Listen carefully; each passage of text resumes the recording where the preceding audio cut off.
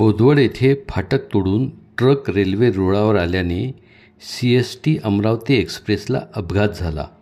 सकाळी 4:30च्या सुमारास हा अपघात झाला असून या अपघातात जीवितहानी झाली नाही। मुक्ताईनगरकडून बोदवडकडे येणाऱ्या रस्त्यावर उड्डाणपुलाच्या कडे जाणाऱ्या रस्त्याचा अंदाज न आल्याने गव्हाचे पोते भरलेला ट्रक रेल्वे फाटक तोडून रेल्वे रुळावर आल्याने मुंबईकडून येणाऱ्या CST अमरावती एक्सप्रेसला धडकला। ट्रकला धडक बसताच रुळावर ट्रक दिसताच रेल्वे चालकाने गाडीवर नियंत्रण मिळवले, तरी देखील ट्रकला धडक बसली आणि सुमारे 100 मीटरपर्यंत रेल्वेने या ट्रकला लोटत नेले। अपघात झाल्यानंतर तात्काळ रुळावरील ट्रक बाजूला काढण्याचे काम करण्यात आले व त्यानंतर रेल्वेचे रुळ व विजेच्या तारा पडलेले खांब दुरुस्तीचे काम सुरू झाले। यानंतर डिझेल इंजिन लावून रेल्वे गाडी अमरावतीकडे रवाना करण्यात आली।